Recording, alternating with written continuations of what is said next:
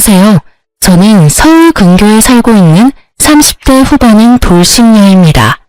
사연을 듣다 보니 문득 나도 한번 보내볼까 싶더라고요. 그래서 제가 겪었던 일들을 사연으로 적어 보내봅니다.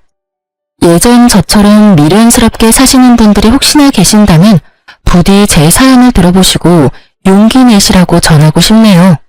저와 남편은 대학교 때 첫 미팅 자리에서 만나게 되었습니다. 때묻지 않은 그 사람의 모습이 좋아 만나기 시작했고 연애를 시작하고 얼마 되지 않아 저는 대학교 휴학을 하고 그 등록금으로 의류 사업에 뛰어들었습니다. 생계 목적은 아니었어요. 그냥 그 당시에는 학업보다 사업 쪽이 저한테 더 맞는다는 생각이 들었거든요. 저는 밤낮 없이 동대문을 다니며 물건을 비교 또 비교하고 어떤 시즌은 중국 시장까지 방문해 물건을 고르기도 했습니다. 그렇게 노력한 결과 제 쇼핑몰은 자리를 잡았고 그때부턴 수입도 꽤 되더군요. 자기는 공부만 열심히 해? 돈은 내가 벌 테니까. 저기요, 진짜 고마워. 내가 꼭 합격해서 호강시켜줄게. 가난한 집안의 장남인 남편은 호르몬을 모시며 공무원을 목표로 공부하고 있었고 그의 꿈에 저도 힘을 보태고 싶었어요. 그런 저를 보며 부모님은 혀를 찼지만 저는 그만큼 남편을 사랑했어요. 결국 남편은 2년 만에 합격했고 저희는 양갓집에 결혼하겠다고 알렸어요.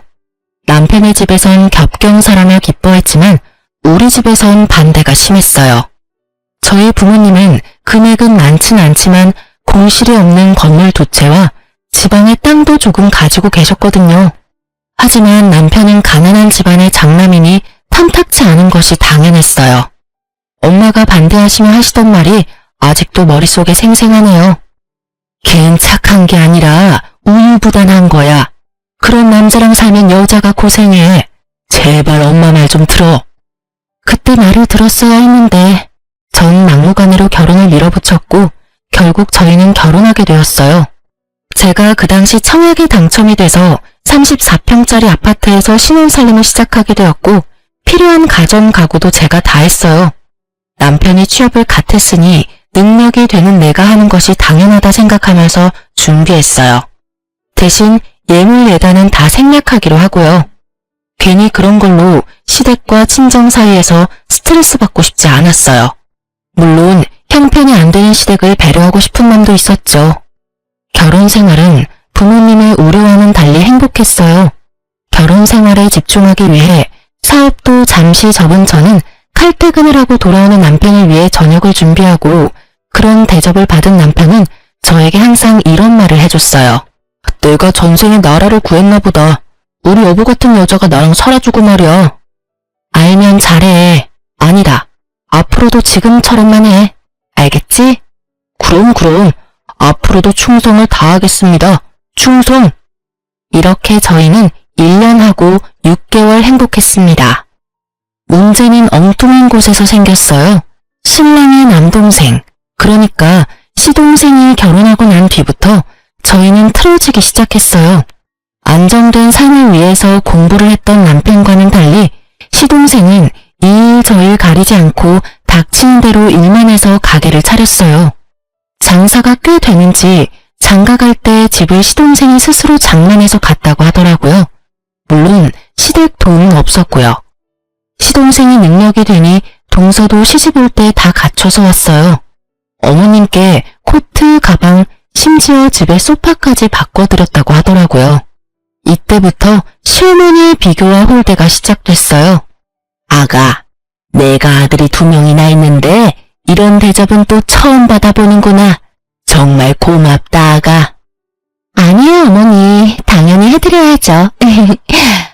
아이고, 마음씨도 고운 것. 우리 집에 복덩이가 들어왔어, 복덩이가. 아유, 어머님. 그만하세요. 형님 섭섭하시겠어요. 섭섭하기는 첫째야. 섭섭하니? 아니에요. 어머님 섭섭하기는요. 뻔히 제가 있는 자리에서 몇 번이고 이런 얘기를 주고받는데 바보가 아닌 이상 알죠. 왜 모르겠어요? 나는 미움털이 제대로 박혔구나. 양가 집안 합의로 예물 예단도 생략했던 건데 그건 까맣게 잊으신 듯 보였어요. 점점 비교와 홀대가 심해졌지만 크게 신경 쓰지 않았어요. 제가 아예 해온 것이 없다면 눈치가 보이긴 했겠지만 금액으로 따지면 제가 동서보다 더 많이 해왔으니까요. 그저 따지고 들기 싫어서 조용히 있었어요. 전 당당했고 참을만 했으니까요. 하지만 점점 참을 수 없는 일이 벌어지더군요. 예, 둘째는 오늘 병원 다녀왔는데 아들이란다. 이게 무슨 겹경사니? 정말 복덩이도 그런 복덩이가 없어. 어머, 너무 축하할 일이네요. 시어머니의 전화를 받은 저는 온몸에 소름이 돋으며 큰일이다 싶더군요. 앞으로는 애 문제로 날 복가되겠구나 싶어서요. 아니나 다를까 심할 때는 하루에도 몇 번씩 시어머니에게서 전화가 왔어요. 너흰 아직 소식 없니? 네, 어머니, 아직이요. 곧 생기겠죠. 곧이 언제니 대체? 너희 결혼한 지 이제 2년째다. 둘째는 떡하니 아들까지 가졌는데 명색에 장남은 소식도 없으니 너희 노력은 하고 있는 거 맞니? 혹시 각방 쓰고 그런 거 아니지? 너희 혹시 피임하니?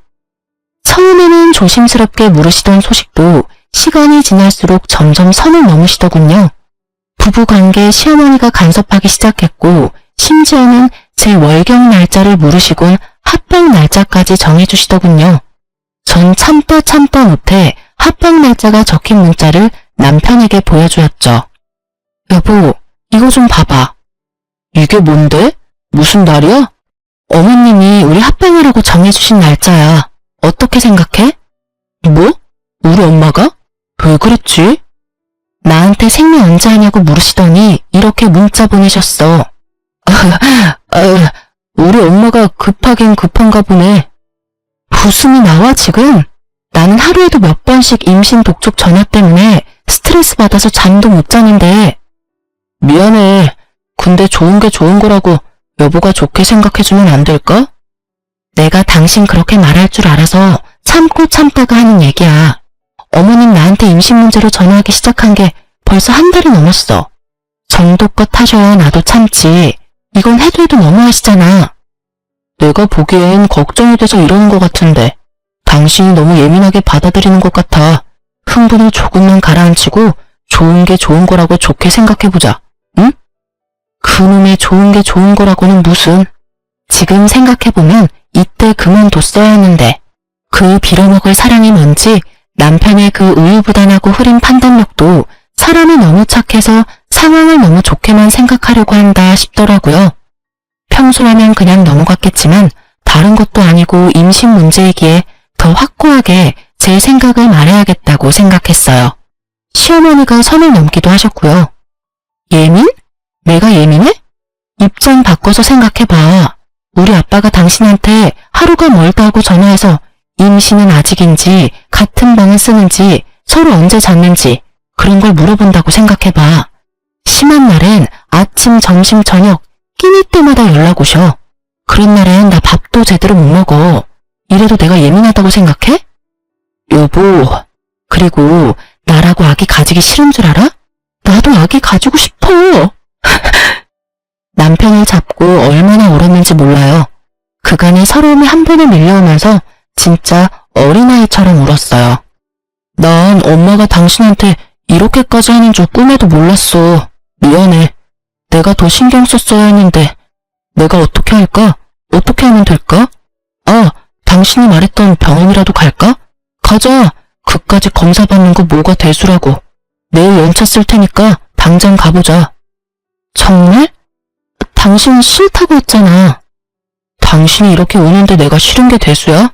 가보자. 가면 되지. 그리고 엄마한테도 내가 당장 전화할게. 그냥 하는 말이 아니었어요. 제가 보는 앞에서 시어머니께 전화를 걸더니 내일 병원 가기로 했으니 앞으로 임신 문제로 연락하지 말아달라고 아주 단호하게 말하고 전화를 끊어버리더라고요. 전 평소와 달리 확실히 내 편을 들어주는 남편의 모습에 화가 좀 풀렸어요. 그렇게 다음날 병원에 가서 검사를 받았어요. 아무래도 자연 임신을 기대하기가 좀 힘드실 것 같습니다. 생각지도 못한 결과에 저는 충격을 받았지만 저보다 더 큰 충격을 받아 금방이라도 울 것 같은 표정의 남편을 보니 어떤 말도 나오지 않더라고요. 집으로 어떻게 돌아왔는지 기억도 나지 않았어요. 그냥 정신을 차려보니 거실 바닥에 우리 두 사람이 꼭 안고 울고 있었어요. 여보, 괜찮아. 부모님께는 죄송하지만 우리 둘이 행복하게 잘 살자. 요새는 일부러도 안 낳는다잖아. 그렇게 좋게 생각하자. 그렇게 말해줘서 고마워, 여보. 다시 한번 느끼지만 당신 참 멋지고 좋은 여자야. 아니야.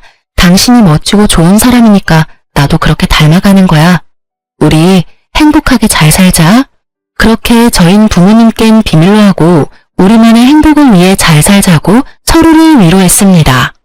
남편의 전화 때문인지 시어머니에게서 더 이상 전화도 오지 않고 나름 평화로운 날을 보내고 있었어요. 며칠째 기운 없는 남편을 위해 선물이나 사줄까 하는 생각에 휴대폰으로 검색을 하고 있었죠. 그때 시어머니께 문자가 왔어요. 아가, 내가 급해서 그러는데 1,000만 원만 좀 빌릴 수 있을까? 너무 급해서 그래. 순간 멍하더라고요. 100만 원도 아니고 1,000만 원이라니. 혹시나 보이스피싱이 아닐까 하는 생각에 전화를 걸었어요. 아가, 문자 봤니? 네, 어머님. 혹시 무슨 일 있으신 건 아니죠? 그런 건 아니고 급하게 필요한 일이 있어서 그래. 혹시 누구한테 연락을 받았다거나 협박을 받았다거나 제가 걱정이 돼서 그래요.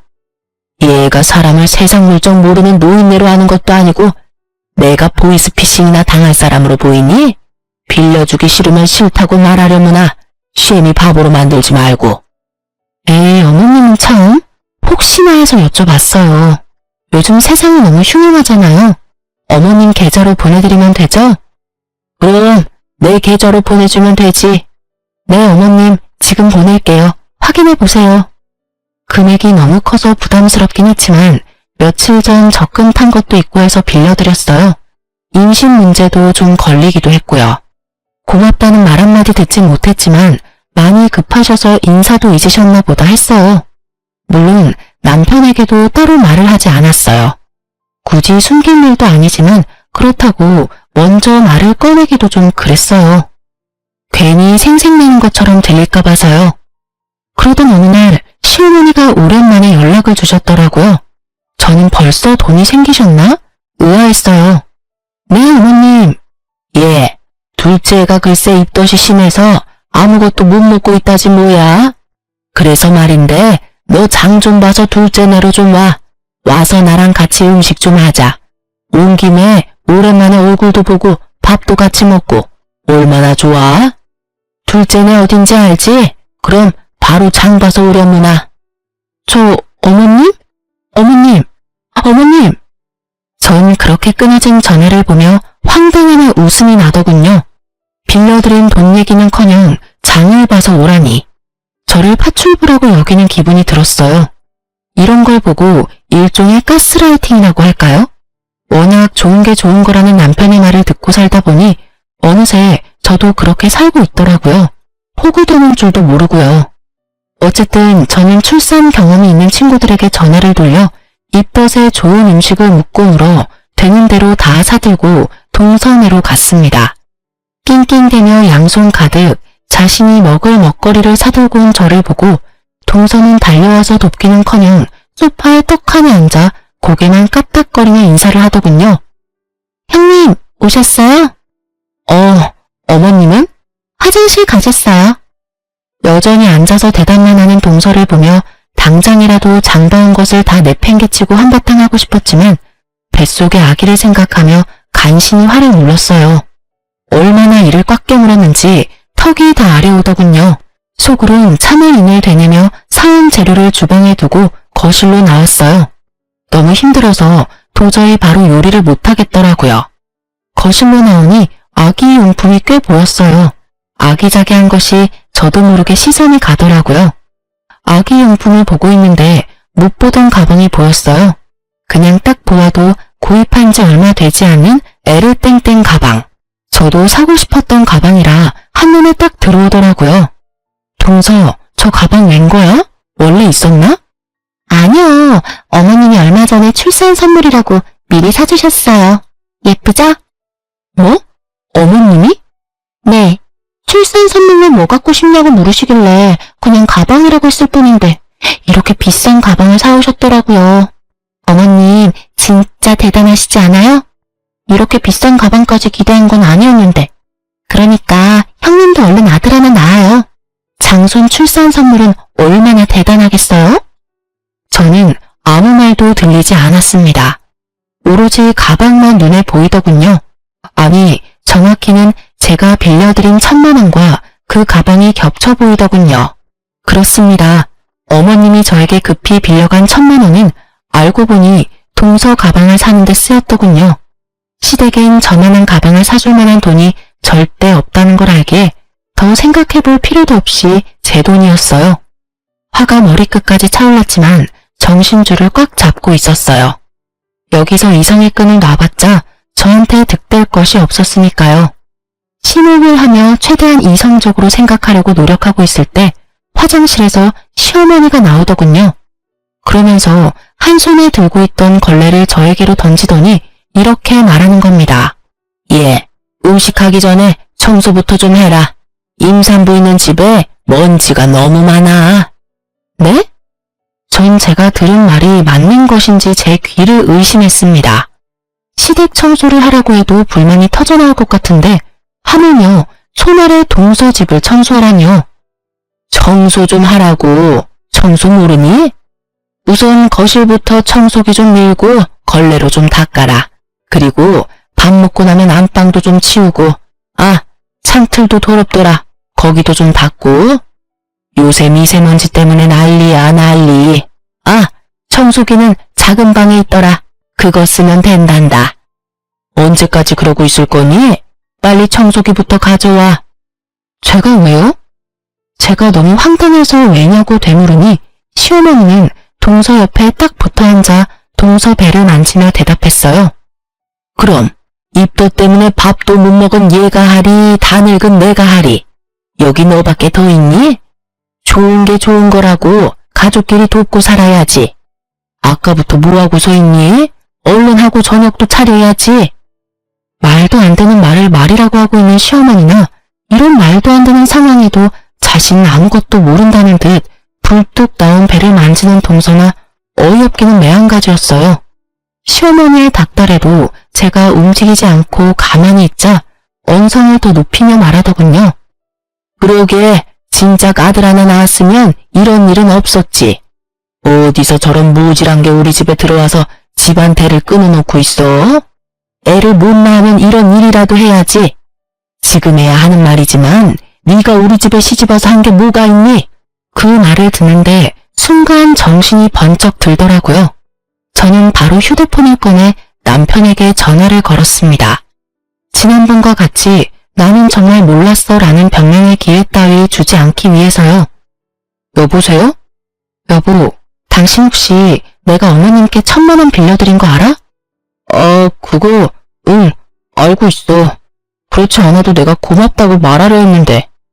아, 알고 있었어? 그럼 그 1,000만 원이 어디에 쓰인지는 알고?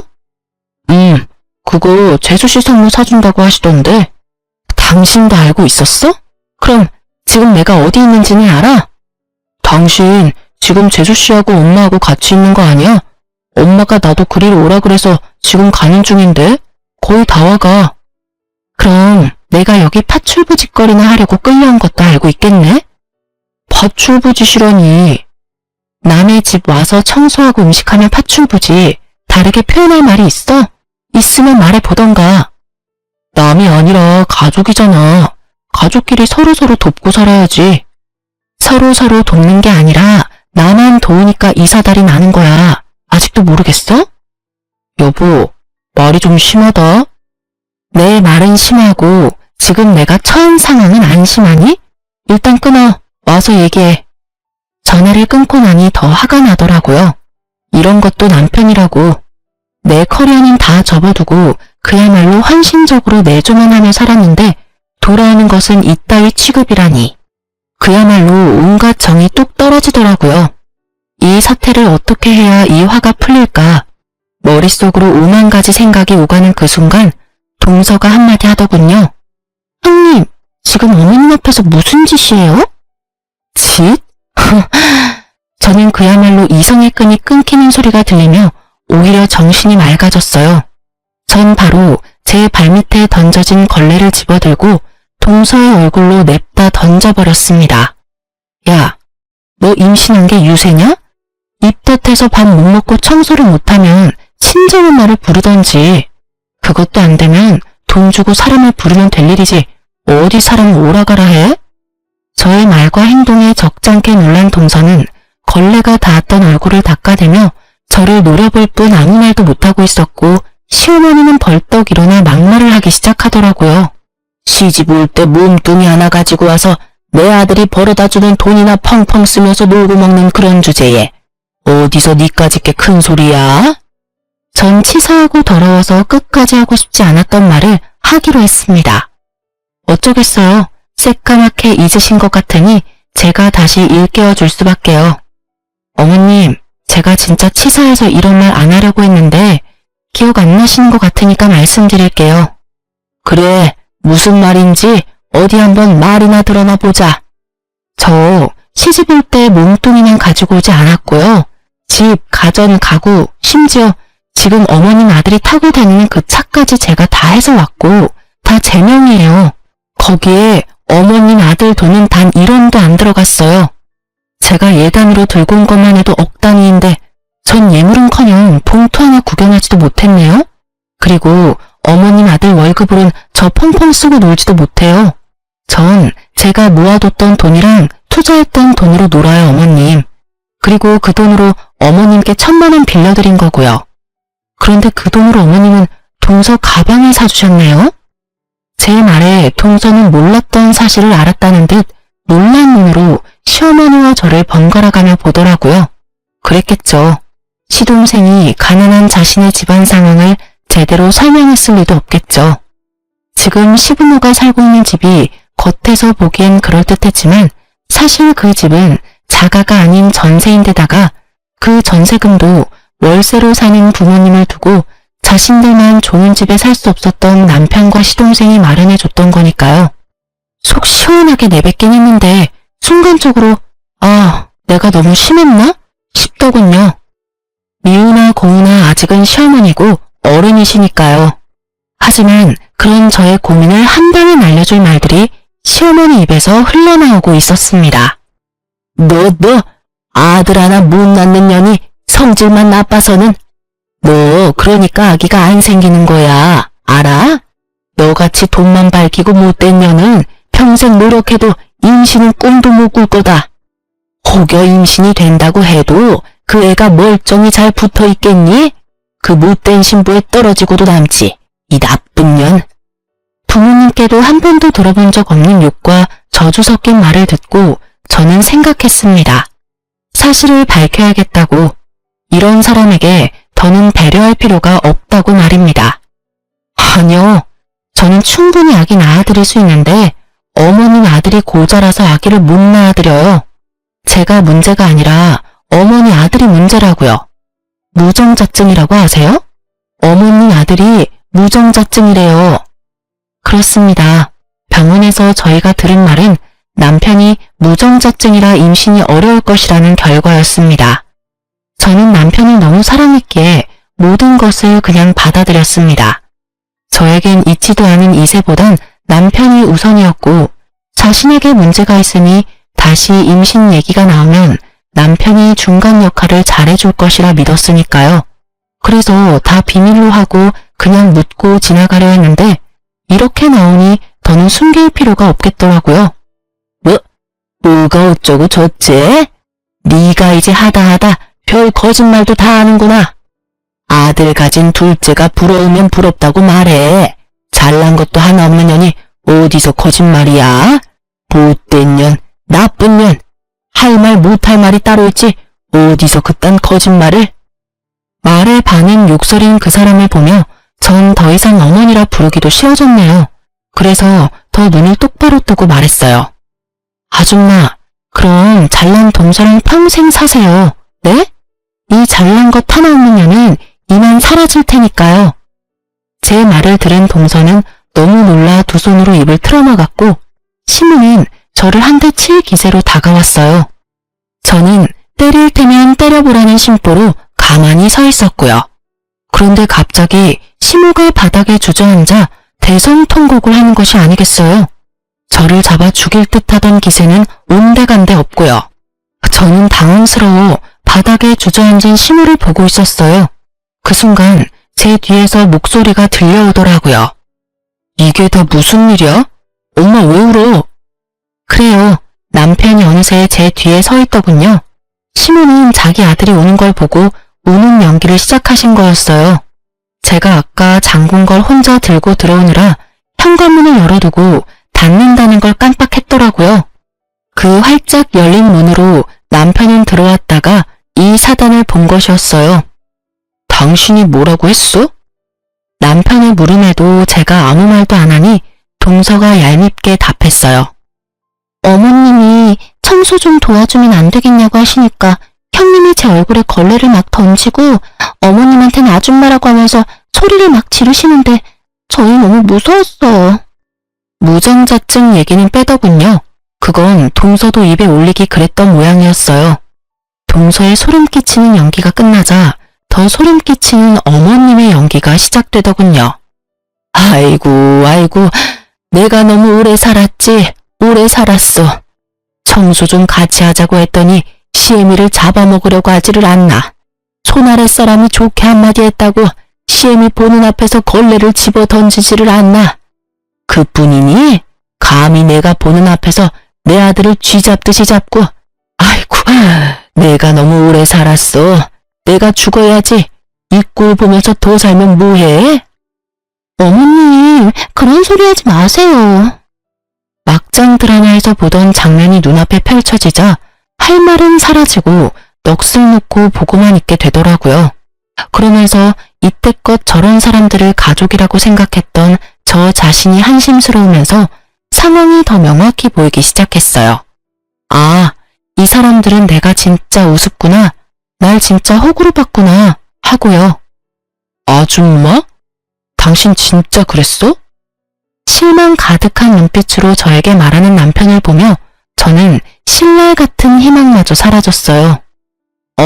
그랬어. 제정신이야? 왜 그랬어? 당장 사과 못해? 내가 왜 사과를 해? 당신 날 몰라? 내가 이렇게까지 하는 데는 그 이유가 있을 거란 그런 생각은 못하는 거야? 이유? 그래, 이유나 좀 알자. 당신 도대체 왜 이래? 엄마가 당신한테 돈 빌려서 가방 사준 것 때문에? 그깟 1,000만 원이야. 다시 벌면 되는 거고. 돈은 엄마가 다시 갚는다잖아. 그리고 우리가 그 돈 없으면 죽어? 그것도 아니잖아. 뭐? 그리고 장봐 와서 밥 좀 해주면 안 돼? 다른 사람도 아니고 임신한 가족이 입덧 때문에 밥도 못 먹고 있다는데 많이 양보해서 우리 엄마가 너무 심했다고 치자. 그렇다고 시어머니한테 아줌마라고 하는 게 제정신으로 할 수 있는 말이야? 당신 이런 사람이었어? 저는 더는 말할 가치를 못 느끼겠더라고요. 입 아프게 말해봤자 알아들을 사람으로도 안 보였고요. 그래도 할 말은 해야지. 이것까지 참았다간 병이 생길 것 같아 겨우 입을 열었습니다. 내가 제정신이 아니었네. 그러니까 일단 호구짓이나 하고 있지. 뭐? 호구짓? 가족끼리 돕는 게 호구짓이야? 그렇게 가족 돕는 게 좋으면 네가 와서 하지 그랬어. 엄연히 따지면 난 가족도 아니잖아. 그리고 와서 음식하는 건 내 몸이고 내 손인데 왜 네가 된다 안 된다를 판단해? 네가 된다고 하면 나는 당연히 와서 청소도 하고 음식도 해줘야 해? 웃기지도 않아 진짜. 그깟 1,000만 원? 1,000만 원은 당신 돈이야? 내 돈이야. 그리고 그깟이면 네가 빌려주지 그랬어? 아, 너한텐 1,000만 원은 고사하고 500도 없지? 야, 너 진짜 말 다 했어? 아니, 아직 중요한 말을 못했어. 우리 이혼해. 난 더는 이런 취급받으면서 너랑 살 생각 없어. 그러니까 잘난 너희 가족끼리 잘 먹고 잘 살아. 당신 후회할 짓 하지 마. 후회? 참나. 큰 착한 생각하는 것 같아서 하는 말인데 나 당신한테 손톱만큼도 미련 없어. 오히려 나 지금 기뻐. 이젠 이 지긋지긋한 집안 안 보고 살아도 된다고 생각하니까 몸이 막 깃털처럼 가볍다고. 그러니까 너나 후회하지 말고 잘 살아. 그리고는 뒤를 돌아 그대로 나와버렸습니다. 뒤에서 남편이 부르는 소리와 어머니의 욕설이 들려왔지만 다 무시했어요. 차에 탄 저는 친정을 향하며 바로 변호사를 선임했어요. 아주 비싼 돈을 주고 말이에요. 전 될 수 있으면 빠르고 통쾌하게 이혼하고 싶었거든요. 친정에 도착한 저는 최대한 한쪽에 치우치지 않으려 노력하며 상황을 부모님께 설명했습니다. 한참 동안 듣고 계시던 부모님이 말씀하셨어요. 우리 딸 많이 힘들었겠네. 따뜻한 부모님의 목소리를 듣는데 왜 그렇게 눈물이 나는지 저는 오랜만에 부모님 품에 안겨 울었어요. 진작 엄마 말 들었으면 이런 일도 없었을 텐데. 미안해 엄마. 말 안 듣고 고집 부리다가 이런 꼴이나 보이고. 눈물 콧물 범벅이 되어 말하는 저를 보며 엄마가 머리를 쓰다듬어주며 말하셨어요. 딸, 이런 꼴이면 어떻고 저런 꼴이면 어때? 넌 여전히 엄마 아빠가 사랑하는 딸인데 내 딸이 경험하지 않았으면 했던 일이긴 하지만 어쩌겠어? 이미 우리 딸이 다 보고 듣고 경험해버린 걸. 그러니까 앞으로는 그 경험을 밑거름 삼아 더 좋은 길로 나아가면 되는 거야. 알겠어? 그리고 이 말을 깜빡했는데 잘했어 우리 딸. 그런 취급받으면서 결혼 생활을 이어나갈 필요 없어. 그럴 땐 그냥 박차고 나와서 새롭게 시작하면 돼. 비록 그 길이 힘들고 험할지라도 넌 다 이겨낼 수 있어. 우리 딸은 충분히 용기 있고 현명한 사람이니까. 그런 널 엄마 아빠는 믿어. 그러다 너무 힘에 부치는 날은 오늘처럼 엄마 아빠한테 와서 잠시 쉬었다가 엄마 아빠는 언제나 여기서 기다리고 있으니까. 알겠지 딸? 고마워요. 부모님을 만나보니 확실히 알겠더라고요. 저는 사랑받아 마땅한 사람이라는 것을요. 그동안 전 미련하게도 그 중요한 사실을 잊고 살았더라고요. 그간의 상처를 씻어낸 저는 변호사를 만나 상담을 진행했어요. 상담 결과 집, 차 등 제가 결혼할 때 마련했던 것은 당연히 다 제 것이고 유책 배우자는 신랑이니 위자료까지 받을 수 있다고 그러더군요. 물론 빌려준 1,000만 원도 주고받은 문자가 명백한 증거가 되어 당연히 받을 수 있고요. 시어머니의 욕설과 저주에 가까운 발언은 증거나 증인이 없어 고소가 힘들 거라고 했어요. 녹음해야 했는데 그럴 정신도 없었고 동서가 증인으로 나설 일은 없을 테니까요. 위자료가 그렇게 많진 않았는데 워낙 가진 것이 없으니 빈털터리가 될 상황에 놓인 남편과 시댁 식구들이 동시에 찾아와 싹싹 빌더군요. 여보, 내가 잠시 정신이 어떻게 됐었나 봐. 당신이 나한테 어떻게 했는데. 내가 엄마 우는 걸 보고 그냥 너무 흥분을 해서 미안해. 당신 기분부터 풀어줬어야 했는데. 그래, 아가, 내가 미안하단다. 나는 아기 걱정에 그만. 내가 너무 심했어. 사과하마. 형수님, 죄송해요. 저라도 말렸어야 했는데. 형님, 아프세요. 제가 임신 때문에 너무 예민해져 있어서 버릇없게 굴어서 죄송해요. 이미 떠난 마음은 그 어떠한 말로도 돌아오지 않더라고요. 잘못을 비는 모습도 진심으로 느껴지지 않았고요. 그저 어떻게 하면 이 지긋지긋한 상황을 끝낼 수 있을까? 이 생각뿐이었습니다. 그래서 저는 뭐 아니면 도라는 마음으로 아무것도 녹음되지 않은 휴대폰을 들이밀며 말했습니다. 당장 다들 돌아가 주세요. 그렇지 않으면 그날 어머님께서 저한테 욕하시고 심하게 말씀하신 거 이 휴대폰에 낱낱이 녹음되어 있는데 이것까지 변호사님께 제출해서 고소 진행해달라고 할 겁니다. 알겠어요? 그까짓 걸로 고소가 되는 줄 아니? 그리고 내가 욕을 언제 했다고 그래? 고소가 된다고 하더라고요. 저희 변호사님이. 그래서 하는 김에 같이 고소하려다가 그래도 살았던 정이 있어서 고소는 하지 않겠다고 했는데 제가 또 실수한 것 같네요. 어머님이 입에 담지도 못할 욕설과 모진 말들을 잊으신 걸 보니깐요. 원하신다면 한번 들어보실래요? 저도 한번 들려드리고 바로 고소 진행하죠 뭐. 저의 천연덕스러운 연기에 다들 입으로 욕은 하지 못하지만 눈빛으로는 심한 욕들을 하고 돌아가더라고요. 그렇게 저의 이혼은 빠르고 성공적으로 잘 마무리되었어요. 오래 연애를 했던 터라 이혼 후에도 남편의 얘기가 들려오더라고요. 그때 그 집 문이 활짝 열려 있어서 앞집 옆집 사람들이 싸우는 거 다 들었다더라. 너희 시댁, 아니 시댁이었던 집이랑 동선이랑 한 동네였잖아. 그 동네에 그 집 첫째 아들 무정자증이라고 소문이 쫙 돌았대. 거기에다가 그 시어머니였던 사람이 너한테 막말하면서 욕한 것도 소문이 쫙 돌아서 한동안 난리 났었어. 뭐 그런 뻔뻔한 집안이 다 있냐고. 그러니 그 동네에서 계속 살 수 있겠니? 아파트는 헐값에 그냥 처분하고 시댁집도 이사했다고 하더라. 우리 친구들 사이에도 소문 쫙 나서 네 전남편 재혼은커녕 모임도 못 나온다 그러더라. 요즘엔 본가 들어가서 살고 있다나 봐. 하긴 너한테 위자료 주고 집 얻을 돈이나 있겠어? 그러게 좀 잘하고 살지. 너 같은 복덩이가 어디 있다고. 그러게나 말이다. 너희 부모님은 뭘 하셔? 내 얘기 들으시곤 잘했다고 칭찬까지 해주시더라. 하긴 나 같아도 그렇겠다. 하여튼 잘했어. 다음 주 모임인데 넌 나올 거지? 생각해보고. 전부 네 편이니까 불편하게 생각하지 말고 편하게 와서 밥이나 먹고 가. 알겠지? 알겠어.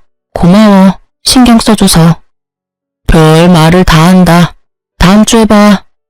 자기 일처럼 통쾌해하며 제 복수의 끝을 알려주는 친구의 전화 덕에 전 비로소 발을 뻗고 잤답니다. 여기서 끝이냐고요? 아니요. 이혼 절차가 마무리되고 한 달도 지나지 않은 어느 날 동서가 찾아왔더라고요. 형님, 제발 다시 한번 생각해 주시면 안 될까요?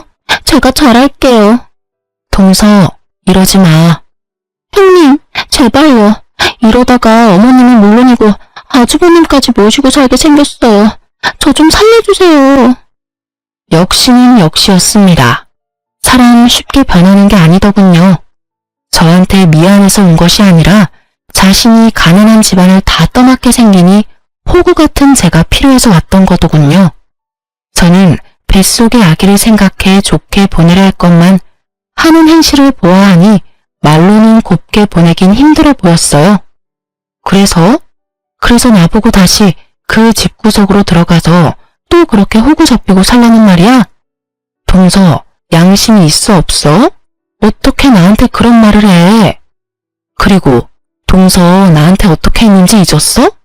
나 더는 동서뿐 아니라 그 집안 사람이랑 말도 섞기 싫으니까 당장 돌아가줘. 제가 진짜 잘못했어요. 형님, 이렇게 빌게요. 앞으로 형님 말이라면 뭐든 다 듣고 잘할게요. 결국 동서는 무릎까지 꿇고 빌며 울더라고요. 배는 만삭인데 그런 몸으로 그러고 있으니 난감했습니다. 안쓰럽고 이런 것이 아니라 일으킨다고 잘못 건드렸다간 또 무슨 일이 생기는 거 아닌가 하는 생각이에요. 그래서 전 우는 동서를 손끝 하나 대지 않고 경찰에 신고했습니다. 임산부라는 사전 설명도 했고요. 몇 분 뒤 여경분들이 오셔서 동서를 데리고 가더라고요. 그리고 그날 저녁 소식을 들은 남편이 찾아왔더라고요. 야, 너 이렇게 독한 여자였어? 어떻게 임신한 사람을 경찰에 신고할 수가 있어? 이 정도 되는 여자니까 곱게 경찰 불러서 돌려보낸 줄이나 알아. 다른 여자 같았으면 질질 끌어다 내쫓았어. 알아? 너 진짜 독하다.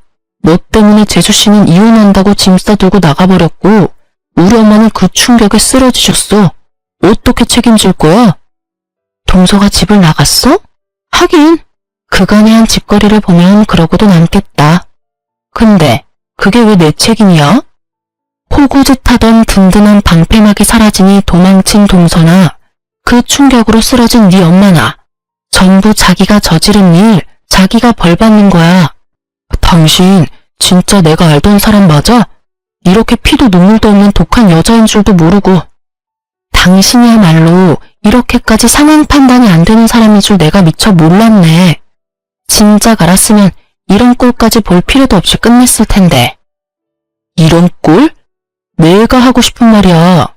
이런 여잔 거 진작 알았으면 결혼도 안 했어. 아니, 애초에 눈길도 안 줬다고. 내가 당신이 진짜 좋아서 결혼한 줄 알아? 우리 가족한테 잘하는 모습에 그냥 결혼한 거야. 거기에다 합격했다고 버리기엔 당신이 너무 불쌍했거든. 내가 바보였지. 이럴 줄 알았으면 그냥 그때 헤어지고 딴 여자 만나는 건데. 저는 그 순간 남편 뺨을 때려버렸습니다. 웬만해선 손도 대기 싫었지만 도저히 화가 나서 참을 수가 없더라고요. 참 고맙네. 그나마 남아있던 미운 정도 다 털어내게 해줘서. 그리고 방금 한 대 맞은 거 신고하고 싶어도 조금만 참아. 내가 아까 불청객 왔다고 신고해서 경찰들이 곧 올 거거든. 그때 신고하든가 말든가.